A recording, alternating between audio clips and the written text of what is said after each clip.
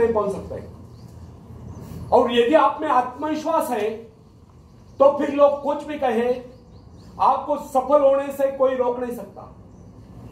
Benjamin डिसराएली जो कि एक साधारण सा व्यक्ति था, इंग्लैंड का प्रधानमंत्री बनने में सफल होकर, उसमें क्या विशेषता थी? यह था उसका आत्मविश्वास, उसके मन की दृढ़ता।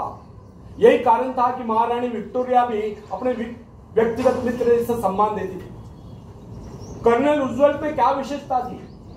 केवल यही कि उसको थियोडोर रूजवेल्ट पर अगाध विश्वास था, अर्थात उसमें आत्मविश्वास कूट कूट कर भरा हुआ था।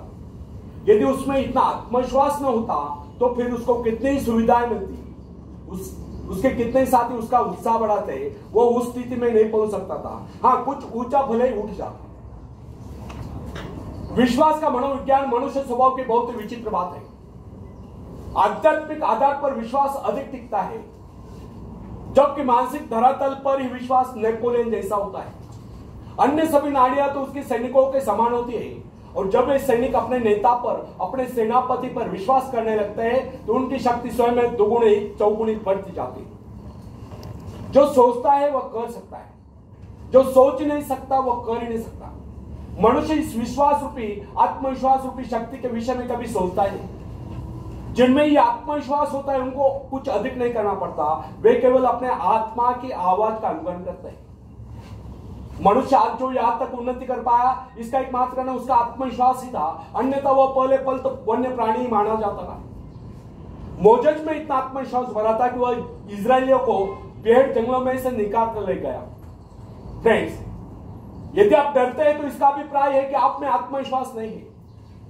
आप ईश्वर की संतान हो, उसे आपका दुर्बल जीवन स्वीकार नहीं, वो आपको दुर्बल देखना ही नहीं चाहता। मनुष्य को यह अभ्यास कर लेना चाहिए कि वो अपना दिन का आरंभ और अंत स्वयं में परमात्मा में विश्वास जागृत करके करें। यदि आप में पूर्ण आत्मविश्वास है तो फिर इसके विपरीत विचार आपको पथभ्रष्ट कर नहीं सकते। जब मनुष्य स्वयं को प्रभु का अंश स्वीकार कर लेता है तो फिर उसको किसी बात का भय या चिंता नहीं रहती, उसका आत्मविश्वास जाग उठता है, और आत्मविश्वास के कारण हमें सफलताएं मिलती है, और सफलताएं हमारे जीवन में खुशियां भर देती है, और खुशियां हमें कहे और मुस्कुराहटे प्रदान करती है। तब हम हंसते हंसते इस जीवन को गुजार लेते हैं। आखिर में एक शेर में सुनाता हूं।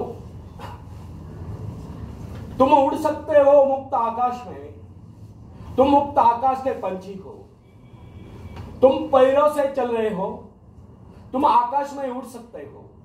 थोड़ा फड़फड़ाओ ताकि तुम्हें एहसास हो जाए। ध्यान सिर्फ भरोसा पैदा करने के लिए है, तुमने कुछ खोया नहीं, तुम सिर्फ भूले हो कि अपने पास पंख है, अपने पास पंख है।